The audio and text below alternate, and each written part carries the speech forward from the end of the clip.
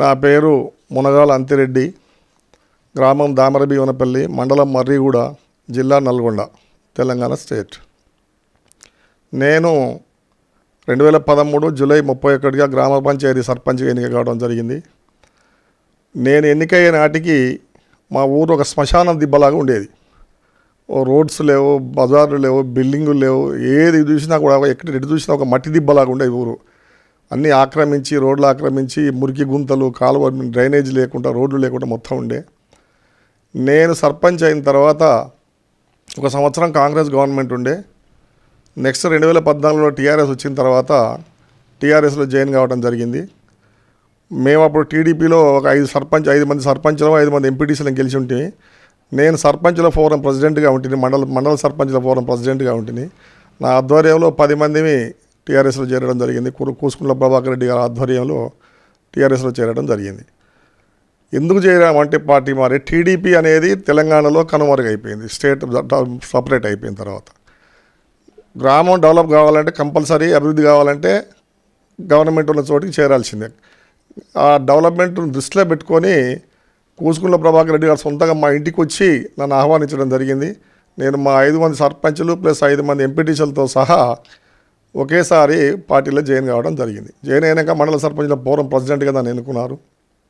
మా గ్రామానికి సంబంధించి అంగన్వాడీ బిల్డింగులు బునియాదులు తీసి వదిలేశారు. గ్రామ పంచాయతీ బిల్డింగ్ లేదు, ఒక శ్మశాన వాటిక లేదు, ఏదీ లేదు.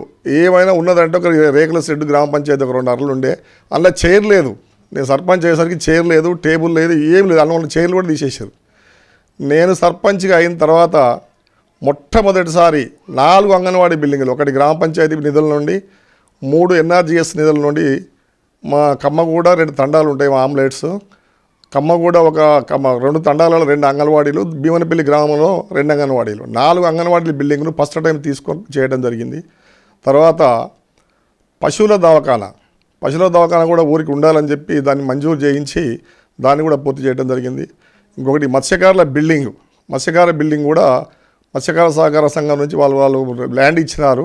మా ఊర్లో మత్స్యకార సహకార సంఘం ఉంది, బిస్స వాళ్ళు ల్యాండ్ ఇస్తే దానికి ₹1,00,000 ఎమ్మెల్యే గారు డొనేట్ చేస్తే దానికి మళ్ళీ డిపార్ట్మెంట్కి వెళ్ళి ₹5,00,000 మంజూరు చేయించి పశువుల దవాఖానా కూడా కట్టేయడం జరిగింది. నెక్స్ట్ గ్రామ పంచాయతీ 2వ విడత మాకు మంజూరైంది. ఎన్ఆర్జీఎస్ నిధుల నుండి 2వ విడత మాకు మంజూరైంది ₹16,00,000 గ్రామ పంచాయతీ బిల్డింగ్ కూడా పూర్తి చేయడం జరిగింది. తర్వాత శ్మశాన వాటిక మునుగోడు కాన్స్టిట్యున్సీలో ఫస్ట్ నేను దిగిపోయేసరికి ఓపెన్ చేసింది మునుగోడు కాన్స్టిట్యున్సీలో మొట్టమొదటి శ్మశాన వాటిక కట్టింది మా ఊరే. మేము దిగిపోయే 2 రోజులు 3 రోజుల ముందర దాన్ని ఓపెన్ చేసుకోవడం జరిగింది. అయితే సీసీ రోడ్స్, కనీసం బజార్లు కబ్జాలు పెట్టి ఒక వెహికల్ ఏదన్నా పోవాలంటే 4 వీలర్ వెహికల్ పోయే పరిస్థితి లేకుంటుండే. నేను వచ్చిన కొద్ది రోజుల్లోనే జేసీబీ తోటి మొత్తం క్లియర్ చేసి ఆక్రమణలు మొత్తం తొలగించి ₹4 కోట్లతో సీసీ రోడ్లు వేయడం జరిగింది. ఎన్ఆర్జీఎస్ నిధులు అయితేనేమి, సిడిపి నుంచి అయితేనేమి, గ్రామ పంచాయతీ నుంచి అయితేనేమి, 2 తండాలు, కమ్మగూడెం, భీమనపల్లి, మా గ్రామ పంచాయతీ మేము ఆమ్లెట్లు మొత్తం కలిపి ₹4 కోట్ల వరకు చేయడం జరిగింది సీసీ రోడ్లు. అసలు అభివృద్ధి అంటే ఏంటి అనేది నా హయాంలో చూపించడం జరిగింది. అంతకన్నా ముందు ఏం లేకుండే, కనీసం స్ట్రీట్ లైట్ లేకుండే, బజారు లేకుండే, బిల్డింగులు లేవు, ఏమీ లేవు. అటువంటి గ్రామ పంచాయతీని ఒక మోడల్ గ్రామ పంచాయతీగా తీసుకురావడం జరిగింది. దానికి మా కూసుకుంట్ల ప్రభాకర్ రెడ్డి గారు కూడా పూర్తిగా సహకారం అందించారు. ఎంపీ గారు బురనర్సే గౌడ్ వారు కూడా ఇచ్చారు. నేను కాంగ్రెస్ ఎమ్మెల్సీ పొంగులేటి సుధాకర్ రెడ్డి ఖమ్మం వారి గారి నుండి కూడా నిధులు తెచ్చి రోడ్లు వేయడం జరిగింది. నా సొంత ఇమేజ్ తోటి, పరిచయాలతోటి ఏ నాయకుడైనా సరే నన్ను చూసి పెట్టుబడి ఇచ్చేవారు, ఫండ్స్ ఇచ్చేవారు. దాన్ని సకాలంలో పూర్తి చేసేవాడిని. నేను పని చేస్తున్నానంటే ఆఫీసర్స్ కూడా నాకు మంచిగా సహకరించేవాళ్ళు, వాళ్ళతో సఖ్యతగా ఉండేవాడిని. ఎవరి బిల్స్ రాకుండా నా బిల్స్ చేసిన వారం రోజుల బిల్స్ వచ్చేవి. దాని తర్వాత మిషన్ భగీరథ కింద 2 చెరువులు పెట్టడం జరిగింది. ఒక చెరువు టెండర్ మాకు రాదు, వేరే వాళ్ళకి వచ్చింది, ఆ టెండర్ పూర్తి చేసినాం. ఇంకో చెరువు కూడా 20 lakhsతో మళ్ళీ మేమే డెవలప్ చేసినాం. మిషన్ భగీరథ వాటర్ కూడా సర్పంచ్ టెండర్ వేయకూడదంటే నేను వేరే వ్యక్తితో టెండర్ వేయించి నా హయాంలో మిషన్ భగీరథ వాటర్ కూడా ఇంటింటికి 996 నల్లాలు ఇవ్వడం జరిగింది గ్రామ పంచాయతీ పరిధిలో. ఇప్పటికీ ఆడమనిషి బిందె పట్టుకొని బజార్కు రాకుండా ఇళ్ళకే నీళ్ళు సప్లై అయితే ఒక్క ఇంటికి నీళ్లు రాలేదు అనే సమస్య లేకుండా నేను సొంతంగా నేనే ఒక కాంట్రాక్టర్గా తయారయ్యి ప్రతి ఇంటికి నల్లా ఇవ్వడం జరిగింది. సార్, ఇప్పుడు కాంగ్రెస్ గవర్నమెంట్ ఏర్పడిన తర్వాత 6 గ్యారంటీలు ప్రవేశపెట్టింది సార్. ఈ 6 గ్యారంటీలు అమలైనయా ఈ విలేజ్లో? లేదండి. 6 గ్యారంటీలు అంటే గృహజ్యోతి కార్యక్రమం ఒకటి ఉంది. అలా 50% అయింది, 50% కాలే. నా దగ్గరికి వచ్చే కొంతమంది నా దగ్గరకు కూడా వచ్చి ప్రజాపాలన దరఖాస్తు చేసుకున్నారు. దరఖాస్తు చేసుకుంటే కొంతమందికి ఒక 50% వచ్చింది, 50% రానప్పుడు ఏం చేశారు, ఎంపీడీఓ కార్యాలయానికి పోయి అప్లై చేసుకుంటే కొంతమందికి దరఖాస్తులే లేవు. ఇక్కడ తీసుకున్న దరఖాస్తు రసిప్ట్ దగ్గర ఉంటుంది కస్టమర్ కాడ, వాటికి పోతే దరఖాస్తులు లేవు. దరఖాస్తు ఉన్నా కూడా కొట్టినా కూడా రాలేదు, 50% మందికి వచ్చినాయి. గ్యాస్ సబ్సిడీ కనీసం 20% మంది కూడా రాలేదు. రియల్ అది, నేను ఊర్లో తిరిగి మొత్తం సమాచారం సేకరించి చెప్పాలని చెప్తాను, రాలేదు. ఇంకోటి రుణమాఫీ అనేది 2 లక్షల రూపాయల లోపు ఉన్నవారికి అయ్యింది. 2 లక్షల పైబడ్డ వారికి ఎవరికి కాలేదు. 2 లక్షల పైబడ్డవారు దాదాపు 45% ఉన్నారు, 55% ఇంతవరకు అయింది. 17,793 కోట్లు మంజూరు మాఫీ చేసినారు. 2 లక్షల లోపు మొత్తం పూర్తిగా కాంగ్రెస్ గవర్నమెంట్, కొంతమంది పెద్దలు చెప్తున్నారు, కొంతమంది మనిషి రకంగా మాట్లాడుతున్న మినిస్టర్లు కూడా కాలేదు. పక్కా 55% కానోళ్ళు వాళ్ళు ఉన్నారు. 2 లక్షల పైన ఉన్నోళ్ళు లోన్ కడితే 2 లక్షలే ఉంచి మిగతా కడితే జీరో అకౌంట్ చేస్తాం, మేము 2 లక్షలు ఇస్తాం గవర్నమెంట్ చెప్తున్నది. కొంతమంది రైతులు ఈ వారం నుంచి దాదాపు బ్యాంకులలో మా ఊరికి వెళ్ళి 1 కోటి రూపాయలు కట్టారు. నాది సొంతంగా నేను 3 లక్షల రూపాయలు లోన్ తీసుకున్నాను. డిసెంబర్ జూలై 2023లో తీసుకున్నాను. నాది కూడా లోన్లో యాడ్ అయి ఉంది, మన మాఫీ లోన్లో నాకు లోన్ ఉంది. నేను ఏప్రిల్లో పూర్తిగా లోన్ చెల్లించా. ఇప్పుడు మిగతా రైతులని 2 లక్షల లోన్ మిగతాది కడితే మేము జమ చేస్తామని గవర్నమెంట్ చెప్తుంటే ఇప్పుడు నేను మొత్తం కట్టున్నా, నాకు జమ చేయొచ్చు కదా. నేను కొంతమందికి మీరు అనవసరం కట్టకండి, టైం తీసుకుని వాళ్ళు టైం బాండ్ పెట్టి ఈ టైం కల్లా కట్టిన వాళ్ళకి వేస్తామంటే కట్టాలి. ఇప్పుడు 3 లక్షల లోన్ 1 లక్ష పోయి కట్టేస్తున్నారు. ఆ 2 లక్షలు ఆయన ఇయ్యడు, ఈ లక్ష చేతిలో ఉండవు, అట్లా ఇబ్బంది అవుతుంది. అది కరెక్ట్ కాదు సార్. రుణమాఫీ కాలేదు, 6 గ్యారంటీలో ఏది కాలేదు. గృహజ్యోతిలో 50% అయింది తప్ప గ్యాస్ సబ్సిడీ లేదు, మహాలక్ష్మి 2,500 లేదు, పెన్షన్ 4,000 లేదు, పోతే రుణమాఫీ పూర్తి కాలేదు, ఏవి కాలేదు సార్. చెప్పేదాని ప్రకారం ఇక్కడ ఏం జరగట్లేదు, అది వాస్తవం. కొద్ది రోజులనే కాంగ్రెస్ గవర్నమెంట్ మీద వ్యతిరేకత రావడం ఖాయం. ఈ 6 గ్యారంటీలు అమలు అనేది నిజం కాలేదు పూర్తిగా. అంటే సార్, ఇక్కడ స్థానిక ప్రజలు బీఆర్ఎస్ ప్రభుత్వంలో మాకు ఎలాంటి రేషన్ కార్డులు ఇవ్వలేరు, ఈ కాంగ్రెస్ గవర్నమెంట్ వచ్చిన తర్వాత 6 గ్యారంటీలు పెట్టి మళ్ళీ రేషన్ కార్డుకి వెళ్ళి ఇంకా పెట్టింది, మాకు రేషన్ కార్డులు లేదన్న పరిస్థితి ఏంది, రేషన్ కార్డులు ఇచ్చిన తర్వాత ఈ 6 గ్యారంటీలు అమలు చేస్తే బాగుండేది అంటున్నారు సార్. దీని మీద మీరు ఏమంటారు? బీఆర్ఎస్ ప్రభుత్వంలో రేషన్ కార్డు అనేది సార్ ఒక ఓన్లీ రేషన్ తీసుకోవడానికి బియ్యం వరకే రేషన్ కార్డు యూజ్ అయింది. అది అంతకుముందు కాంగ్రెస్ గవర్నమెంట్లో వైట్ రేషన్ కార్డు ఉందంటే ప్రతి పథకానికి దాన్ని యూజ్ చేసేవాళ్ళు. బీఆర్ఎస్ గవర్నమెంట్ వచ్చిన తర్వాత ఓన్లీ రైస్ తీసుకోవడానికే రేషన్ కార్డు, మిగతా దానికి దేనికి యూజ్ చేయలే. కుటుంబంలో ఒక 4 ఉంటే ఆ 4కే ఇచ్చేది కాంగ్రెస్ గవర్నమెంట్. 4 దాటితే 5వ మనిషి ఉంటే రేషన్ ఇవ్వకపోయేది. బీఆర్ఎస్ వచ్చిన తర్వాత 20 మంది ఉండేది కాక మనిషికి 6 కిలోల లెక్కన బియ్యం ఇచ్చింది. బియ్యం వరకే ఆ రేషన్ కార్డు యూజ్ చేసారు. కానీ ఇప్పుడు ఈ పథకాలకు రుణమాఫీ పథకానికి కానీ లేకపోతే ఇదేంది మన వేరే దానికి కానీ యూజ్ చేయలే. ఇప్పుడు రైతు బంధు ఉన్నది సార్, రైతు బంధు ఒక డాటా తీసుకొని 8 టర్ములో 9 టర్ములో రైతు బంధు ఎకరం 5,000 రూపాయల చొప్పున సంవత్సరానికి 2 సార్లు 10,000 రూపాయల చొప్పున రైతు బంధు జమ చేసినారు. ఏ రేషన్ కార్డు యూజ్ చేసి జమ చేసినారు దాన్ని? ఇప్పుడు రైతు బంధు లేదు. రైతు బంధు 15,000 ఇస్తున్నాడు, వచ్చిన తర్వాత మళ్ళీ డాటా కరెక్ట్ లేదు, మేము కరప్షన్ చేసుకుంటామని చెప్పి 5,000 రూపాయలు వేసినాడు ఎనుకో ముందు. ఇప్పటికి ఇంతవరకు రైతు బంధు లేదు సార్. రైతు బంధు ఒక టర్మ్కు టీఆర్ఎస్ ప్రభుత్వంలో 12,000 కోట్ల రూపాయలు ఎకరం 5,000 రూపాయల చొప్పున వేస్తే 12,000 కోట్ల రూపాయలు అయ్యేది. ఈ సంవత్సరం ఇప్పుడు వేసే రైతు బంధు జూన్ జూలైలో వేయాలి, వానాకాలం రైతు బంధు, అవి వేయలేదు. ఈయన 15,000 ఇస్తున్నాడు. 15,000 ఇస్తుంటే 18,000 కోట్లు కావాలి. ఇప్పుడు రుణమాఫీ చేసింది 17,600 700 కోట్లు చేసినాడు.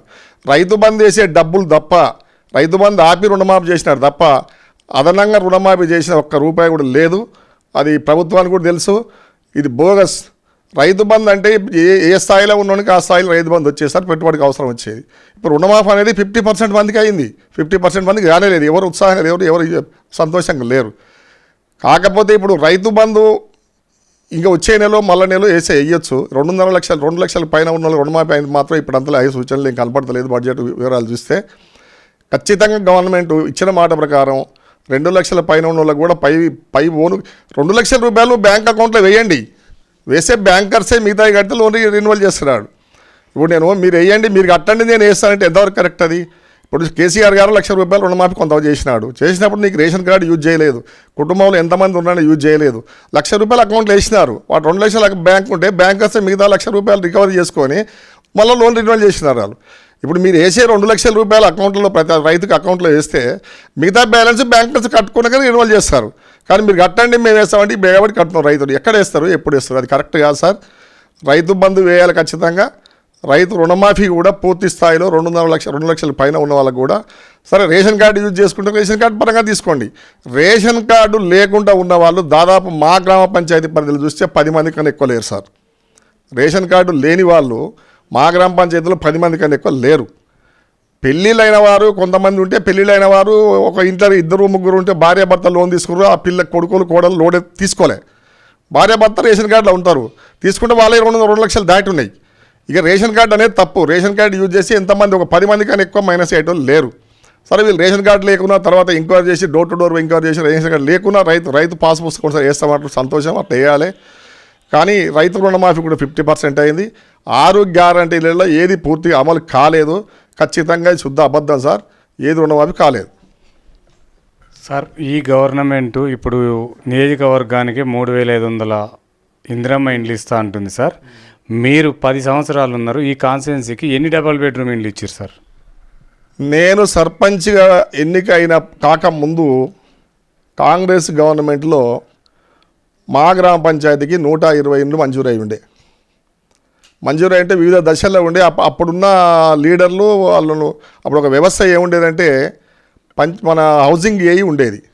హౌసింగ్ ఏఈ ఉంటే వీళ్ళు అకౌంట్స్ ఓపెన్ చేసి వీళ్ళతోని యోచనల మీద సంతకాలు పెట్టించుకొని పోయి ఉన్న లీడర్లు కొంచెం నాయకులు ఈ లబ్ధిదారుల మొత్తం ఇళ్ళ బిల్లులు వాళ్ళకి సంబంధం లేకుండా ఇళ్ళ బిల్లులు మొత్తం సహా చేసినారు. నేను వచ్చిన తర్వాత మొత్తం ఊరిది డాటా మన హౌసింగ్ బోర్డు డాటా తీసుకొని, ఇప్పుడు హౌసింగ్ బోర్డు లేదు, అప్పుడు హౌసింగ్ బోర్డుకు ఏఈ ఉండేవాడు, ఒక వర్క్ ఇన్స్పెక్టర్ ఉండేవాడు. నేను ఆ డాటా మొత్తం తెప్పించి డోర్ టు డోర్ తిరిగి ఎవరైతే వాస్తవంగా ఇల్లు కట్టుకోనుండి బిల్లులు రాలేదో వాళ్ళకి మళ్ళీ ఏఈ తోటి సర్టిఫికేట్లు ఇప్పించి, పర్సనల్గా నేను సర్టిఫికేట్లు ఇప్పించి వాళ్ళందరూ ఇల్లు పూర్తి చేసి దాదాపుగా 150 ఇళ్ళకి నేను బిల్లులు మంజూరు చేసి ఇప్పించడం జరిగింది టీఆర్ఎస్ ప్రభుత్వం. అయితే పెట్టిన కాంగ్రెస్ గవర్నమెంట్లనే కట్టి పూర్తి చేయించింది మాత్రం బీఆర్ఎస్లో ఇప్పించారు. తర్వాత బీఆర్ఎస్ గవర్నమెంట్లో పెట్టలే, డబుల్ బెడ్రూమ్లు అందరూ ఊర్లలో పెట్టలేదు, అది టౌన్లలో ఎక్కడో పెట్టలే. ఇక ఇప్పుడు కాంగ్రెస్ వచ్చినాక పెడతామంటే సార్ ఇప్పుడు వాస్తవంగా ప్రభుత్వం చెప్పే నిబంధనలకు లోబడి ఇల్లు కట్టాలంటే మా గ్రామ పంచాయతీలు ఇల్లు కట్టేటోడు లేడు. అందరు ఇల్లు కట్టుకున్నారు, అందరికి ఉన్నాయి. డబుల్ బెడ్రూమ్ కట్టాలంటే ప్రభుత్వం పెట్టే నిబంధనలకు ప్రభుత్వం ఏ నిబంధన పెడుతుంది? వైట్ కార్డు ఉండాలి, ఇల్లు లేకుండా ఉండాలి. మరి ఇల్లు లేని వాళ్ళు లేడు సార్ మా దగ్గర. 996 గృహాలు ఉన్నాయి, అందరికీ ఇల్లు ఉన్నాయి. కరెక్టే ఇది డబుల్ బెడ్రూమ్ ఇల్లు పెట్టాలంటే పెట్టుకున్న నాదో లేడు. ఊరు మొత్తం కలిసి ఒక 4-5 తప్ప తేలరు. ఆ 3,500 ఇల్లు పెట్టినా కూడా లిస్టు చూసే తప్ప దాన్ని కట్టే దాఖలాలు ఎవరు లేదు, కట్టరు దాన్ని. సార్ ఇప్పుడు 6 గ్యారంటీలలో ఒకటైన ఉచిత బస్ సార్. ఉచిత బస్సు విషయంలో రోడ్డు మార్గాలు లేవు, తర్వాత బస్సులు కూడా సరిగా లేవు, అయినా కూడా బస్సులు ఉచిత బస్సు చేసారు. దీని ద్వారా నిజంగా మహిళలకి ఉపయోగపడుతుందంటారా, లేకపోతే ఇది ఈ బస్సులో అంటే ఈ దీంట్లో ఏమన్నా మార్పులు చేర్పులు చేయాలంటారా? ఉచిత బస్సు అనేది సార్ సరే మంచిదే, ఒక అందుకు అది ఆ పథకం మంచిదే. మా గ్రామానికి వచ్చేసరికల్లా ఉదయం 6 గంటల నుంచి సాయంత్రం కల్లా ఒక 6 బస్సులు ఉండేవి. కరోనా టైం నుంచి ఈ బస్సులలో తిరగడం బంద్ చేసిన తర్వాత సొంత వెహికల్స్ తయారైనాయి. ఒకే ఒక్క బస్సు మాకు వచ్చేది ఇప్పుడు నల్గొండ నుంచి 10:30కు పోతుంది, సాయంత్రం 5 గంటలకు హైదరాబాద్కి వెళ్ళి ఒకటే బస్సు. ఆ ఒక్క బస్సుకు ఎంతమంది లేడీస్ యూజ్ చేసుకుంటారు? ఆ ఒక్క బస్సును సరైన బస్సులు వేయాలి. పథకం మంచిదే కాదట్లేదు, సరిపడ బస్సులు ఉండాలి, రోడ్స్ ఉండాలి, అది లాభం వస్తుంది. ఇప్పుడు మా ఊరే ఉంది సార్, మా ఊరికి ఒక బస్సు వస్తే ఒక మందిలో 10 మంది ఎక్కుతారు. 10 మందికి యూజ్ అయితే గ్రామానికి మొత్తం యూజ్ అయినట్టు కాదు కదా. ఇదివరకు ఎన్ని బస్సులు ఉంటే ఒక 6 బస్సులు వేయాలి, వేసే బస్సులు వేస్తే అది యూజ్ అవుతుంది. పథకం మంచిదే, కాంగ్రెస్ పథకం మాత్రం మంచిదాన్ని కూడా చెడనడానికి లేదు. సరే దానికి కూడా ఇచ్చే సబ్సిడీ మహిళలు తిరిగే బస్సులకు ఆ అమౌంట్ ఆర్టీసీకి మంత్లీ దానికి వాళ్ళకి ఇవ్వాలి డబ్బులు. ఇచ్చినప్పుడే అది ప్రయోజనం ఉంటుంది. కాకపోతే అది ఇవ్వకుండా పెండింగ్ ఉన్నాగా ఆర్టీసీ కూడా కుంటుపడే ప్రమాదం ఉంటుంది. సరే మంచిదే పథకం, కానీ సరిపడా బస్సులు వేయాలి. సరిపడా బస్సులు లేక ఆడోళ్ళు అల్లా ఎక్కి పోవాలంటేనే విసిగిపోయి ఒకసారి ఎక్కిన లేడీస్ మళ్ళీ ఎక్కట్లేదు. మా ఊరు వరకు అయితే ఒకే ఒక్క బస్సు ఉంటే ఎంతమంది ఎక్కుతారు? మేము చూస్తుండే కూర్చొని రోజు బస్ స్టాప్ దగ్గర. సరైన బస్సులు వేస్తే యూజ్ మంచిగా ఉంటుంది. అది బస్సుల సంఖ్య పెంచాలి. సార్, ఇక్కడ స్థానికంగా ఉన్న ఎమ్మెల్యే రాజగోపాల్ రెడ్డి గారు మంత్రి పదవి కావాలని అంటున్నారు సార్. నిజంగా మంత్రి పదవికి అర్హుడా? ఇక అది కాంగ్రెస్ పార్టీ అంతర్గత విషయం సార్. అది ఇక అర్హుడా అంటే ఆయన 2018లో ఎమ్మెల్యే గెలిచిండు. మా గ్రామానికి మళ్ళీ ఆయన ఎట్లా ఉంటాడో మేము చూడలే. డెవలప్మెంట్స్ లేవు, కనిపించలేదు, ఏది లేదు. మళ్ళా బీజేపీలోకి పోయిండు. బీజేపీలోకి పోయాక బై ఎలక్షన్ వచ్చింది. మళ్ళీ ఆ రోజు కనిపించిండు. మళ్ళీ అది పోయినాక మొన్న డబ్బు సంచులతో వచ్చి కనిపించిండు. మళ్ళీ ఎప్పుడు కనిపిస్తాడంటే 2023లో ఎప్పుడు మళ్ళీ బై ఎలక్షన్ వచ్చి కనిపిస్తాడు. ఇక మంత్రి పదవి అనేది కాంగ్రెస్ పార్టీ అంతర్గత విషయం. అది ఇక మంత్రి పదవి వస్తే ఇప్పుడే ఆయన కొంచెం స్పీడ్ ఎక్కువ ఉంటాడు. మంత్రి పదవి వస్తే ఇంకేముంటాడు మాకు తెలియదు. వాళ్ళకి యూజ్ అవుతుంది, కాంగ్రెస్ పార్టీ వాళ్ళకి యూజ్ అవుతుంది, ఆయనకి యూజ్ అవుతుంది. కానీ ఆయనకు మంత్రి పదవి ఇచ్చినా ఇంకేది ఇచ్చినా మా గ్రామాలకు డెవలప్మెంట్కు సంబంధం లేదు సార్. ఆ డెవలప్మెంట్ ఆయన ఓట్లు వేసుకొని పోయినప్పుడు కనిపిస్తే మళ్ళీ కనిపించే కాదు. కనిపిస్తే కార్యకర్తలకు మండలంలో ఒకరికో ఇద్దరికో కనిపిస్తుండొచ్చు. నాకు తెలిసి సామాన్య కార్యకర్త ఎమ్మెల్యే దగ్గరికి పోయే పరిస్థితి ఉండదు. నాకు తెలిసి మా బీఆర్ఎస్లో ఉన్నంత స్వేచ్ఛ ఉండదు సార్. నేను బీఆర్ఎస్లో ఉన్నప్పుడు కూసుకుంట్ల ప్రభాకర్ రెడ్డి గారు నా 5 పీరియడ్లలో దాదాపుగా 100 సార్లు వచ్చిపోవచ్చు ఊరికి. ప్రతి కార్యక్రమానికి, ప్రతి డెవలప్మెంట్కు, ప్రతి శంకుస్థాపన చేసినప్పుడల్లా నేను స్వయంగా పిలిపించేవాడిని. ప్రజలలో ఉండేవాడు, ప్రజలలో తిరిగేవాడు. ఈ రాజగోపాల్ రెడ్డి అనే వ్యక్తి ఎలక్షన్లప్పుడు తప్ప మళ్ళీ కనిపించాడు. ఇక మంత్రి పదవి అనేది కాంగ్రెస్ పార్టీ అంతర్గత విషయం వాళ్ళది. దానివల్ల మాకు యూజ్ అయితే ఏం లేదు సార్. ఇక్కడున్న స్థానిక ప్రజలు సార్ 5% ఉన్న రెడ్డిలే రాష్ట్రాన్ని పరిపాలిస్తున్నారు. 55% ఉన్న బీసీలు మాత్రం ఇంకా అణచివేతకు గురవుతున్నారని చెప్పేసి ఇక్కడున్న ప్రజలు అంటున్నారు సార్. దీని మీద మీరేమంటారు? వాళ్ళు అనేది కరెక్టే. జనాభాలో 62%, 70% వాళ్ళు ఉన్నారు. రెడ్డిస్ అంటే 15%, 12% ఉన్నారు. ఇప్పుడు గ్రామ సర్పంచ్ కోసమే కాదు కదా సార్, ముఖ్యమంత్రి కూడా రెడ్డే కదా. స్టేట్ లెవెల్లో చూసుకోవాలి. మరి ఎమ్మెల్యేలు కూడా కావాలి.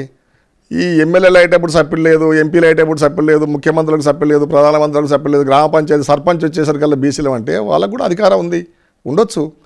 ఇప్పుడు మా దగ్గర జనరల్ ఉన్నప్పుడు కూడా బీసీ క్యాండిడేట్ గెలిచిండు, హ్యాపీ.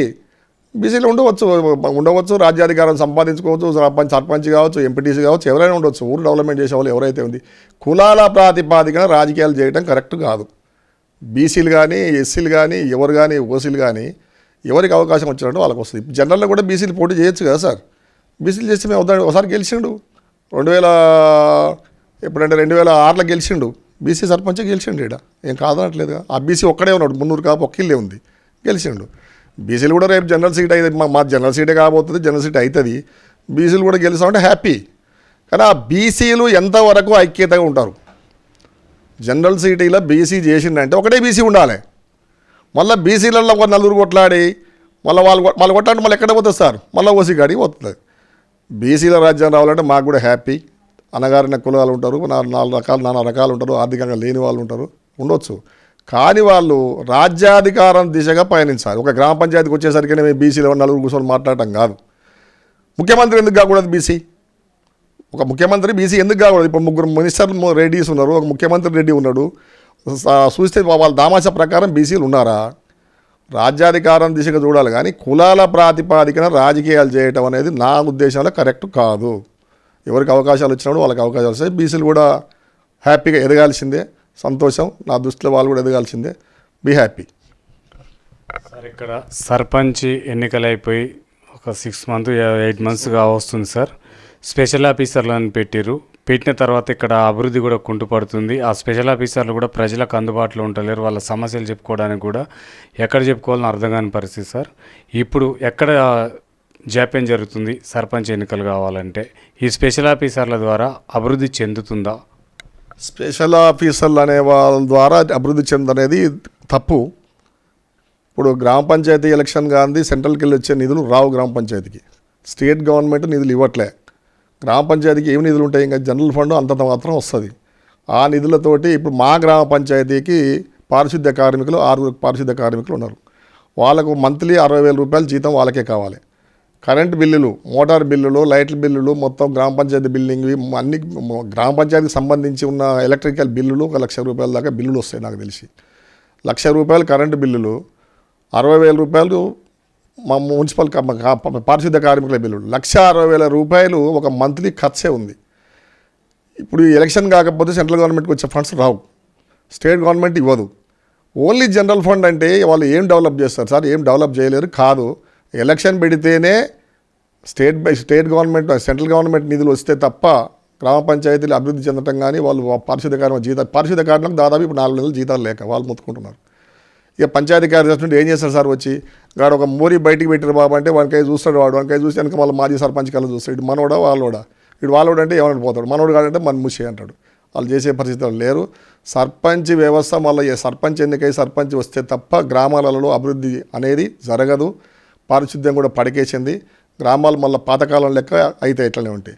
ఇంకొకటి, ఎలక్షన్ ఎందుకు జరపడం లేదు అంటే రేవంత్ రెడ్డి గారు ఎలక్షన్ కన్నా ముందులో బీసీలకు రిజర్వేషన్ 42% పక్కా ఇస్తారని ఆ వాగ్దానం చేసినాడు. ఇప్పుడు బీసీ గణన చేయాలి. బీసీ గణన చేసి బీసీలకు 42%, ఇలా టోటల్గా 62% రిజర్వేషన్లు ఇవ్వాలి. సుప్రీంకోర్టు తీర్పు ఉన్నది సార్, 50% ఏవో దాటొద్దు రిజర్వేషన్లు స్థానిక సంస్థలు సుప్రీంకోర్టు తీర్పు ఉన్నది. ఇప్పుడైనా బీసీ గణన చేసి ఎలక్షన్ పెట్టాలి అంటే ఇంకొక 6 months అవుతుంది. 6 నెలల్లో గ్రామ పంచాయతీలు రూపురేఖలు మారిపోతాయి. పారిశుద్ధ్యం ఉండదు, డెవలప్మెంట్స్ ఉండవు, కబ్జాలు అయితే, నాలాలు కబ్జా అయితే, రోడ్లు కబ్జా అయితే, ఎవరు దాన్ని చేసే పరిస్థితి ఉండదు. తక్షణమే ఏదో ఒక నిర్ణయం తీసుకొని ఇప్పుడు బీసీ రిజర్వేషన్ తీయకుండా పెడతాడు. మీరు ఇప్పుడే అన్నారు బీసీలకు రాజ్యాధికారం కావాలని. బీసీలు ఇప్పుడు పక్క ఫైట్ చేస్తున్నారు, మాకు 42% ఇవ్వాలి, తక్కువ చేసే మాత్రం పెట్టకూడదు, గ్రామ పంచాయతీ ఎలక్షన్లు పెట్టకూడదు అంటారు. గ్రామ పంచాయతీ ఎలక్షన్లో బీసీ రిజర్వేషన్ తీయకుండా పెడితే గవర్నమెంట్కి దెబ్బ. పెట్టినా ఒకవేళ రిజర్వేషన్లు తీసినా ఎవరో ఒకరు కోర్టు పోక తప్పదు. మళ్ళీ 50% ఏమో దాటకూడదని సుప్రీంకోర్టు తీర్పు ఉంది కాబట్టి అది కాక తప్పదు. 50% ఏమో పెట్టిన బీహార్లో పోయారు. బీహార్లో ఇట్లా బీసీ గణన చేసి 42 ఇలా ఇస్తాం, మొత్తం కలిపి 62 అంటే ఎవరో కోర్టు పోయారు, సుప్రీంకోర్టు 50% దాటొద్దని ఆ కేసు కొట్టేశారు. ఈడ కూడా జరిగేది గదే. కాబట్టి ఏదో ఎన్నికల ముందర వాగ్దానం చేసిన కాబట్టి నేను బీసీలకు భయపడి ఎలక్షన్ పెట్టకుండా పోతుంటే మొత్తం రాష్ట్రం అంతా అధోగతి పాలవుతుంది. ఇలా విషజ్వరాలు ప్రబలుతున్నాయి ఊర్లో. ఎవరు పట్టించుకోవాలి దాన్ని? ఎవరు పట్టించుకో? సర్పంచ్ అనేవాడు ఉంటే దానికి ఒక బాధ్యత ఉంటుంది. ప్రభుత్వ అధికారి ఏం చేస్తాడు? అక్కడ ఫండ్స్ ఉంటే పని చేయగలుగుతాడు, ఫండ్స్ లేని ఏం పని చేయగలుగుతాడు? కాబట్టి తక్షణమే ఇక బీసీలకు 62%, ఇక 42% మొత్తం 62% అనేది అయ్యే సమస్య కాదు. ఉన్న రిజర్వేషన్ల ప్రకారం పెడితే బీసీలు కూడా అవకాశాలు ఉంటే చేసుకోవచ్చు. జనరల్ కూడా బీసీలు చేసుకోవచ్చు, ఎస్సీలు చేసుకోవచ్చు, ఎవరైనా చేసుకోవచ్చు. తక్షణమే గ్రామ పంచాయతీ ఎలక్షన్ పెట్టడం మంచిది. మరి గవర్నమెంట్ ఉద్దేశం ఏముందో మాకు తెలియదు. సర్పంచ్ ఎలక్షన్ కాకపోతే గ్రామాలు అభివృద్ధి చెందుతాయి అనేది దండగా ఖచ్చితంగా ఎలక్షన్ పెట్టి తీరాలి. సార్, చివరిగా ఇక్కడ సర్పంచ్ ఎన్నికలు వస్తున్నాయి సార్, త్వరలో రాబోతున్నాయి అని అంటున్నారు. ఈ సర్పంచ్ ఎన్నికలల్లో మీ బీఆర్ఎస్ పార్టీ ప్రజలని ఏమని ఓటు అడుగుతుంది? ఏ విధంగా మీరు చేసిన అభివృద్ధి కార్యక్రమాలు ప్రజల దృష్టికి తీసుకెళ్తారు సార్? నేను సర్పంచ్గా ఉన్న తర్వాత మళ్ళీ నెక్స్ట్ గెలిచిన సర్పంచ్ కాంగ్రెస్ పార్టీ సర్పంచ్ గెలిచిన. మేము చేసిన 5 సంవత్సరాల డెవలప్మెంట్ ఏముంది? మేము పోయిన తర్వాత చేసిన సర్పంచ్ డెవలప్మెంట్స్ ఏమున్నాయి? ఇలా దాదాపు ఊర్లో బయటికి వెళ్తే నేను ఒక 20 శిలాపలకాలు చూపిస్తాను, నా పేరున్నాయి. ఒక 20, మినిమం ఒక 20, మామూలుగా 20 శిలాపలకాలు చూపిస్తాను. నా తర్వాత వచ్చిన సర్పంచ్ డెవలప్మెంట్ చేసి ఒక శిలాపలకం వేసిన దాఖలాలు లేవు. ఉన్న రోడ్లు ఆక్రమించిండ్రు. ఏ బిల్డింగులు కానీ, ఒక రైతు వేదిక కట్టిండు ఆయన వచ్చిన తర్వాత. కట్టిందంటే ఒక రైతు వేదిక ఒకటి మాత్రమే. అది కూడా నేను గవర్నమెంట్ స్థలం సేకరించి దాంట్లో నేను ప్రభుత్వ పశువుల దవాఖాన కట్టి అది అన్యాక్రాంతమయ్యే దాన్ని డెవలప్ చేసి మళ్ళీ దాన్ని తీసుకున్న దాంట్లో అదొకటి కట్టిండు రైతు వేదిక, తప్ప ఏం కట్టలేదు. డెవలప్మెంట్ అనేది ఏం కాలే. మేము ఏమంటామంటే మేము చేసిన డెవలప్మెంట్ అభివృద్ధి చూసి మాకు ఓటేయండి. ప్రభుత్వం సరే ఏదైనా ఉండవచ్చు. ఇప్పుడు నేను గెలిచినప్పుడు కూడా ఫస్ట్ కాంగ్రెస్ ప్రభుత్వమే ఉంది. ప్రభుత్వం ఏదైనా కావచ్చు, కానీ మేము చేసిన అభివృద్ధిని చూసి మాకు ఓటేయండి అని అడుగుతాం, తప్ప ఇంక వేరే ఏం లేదు. Okay, thank you sir.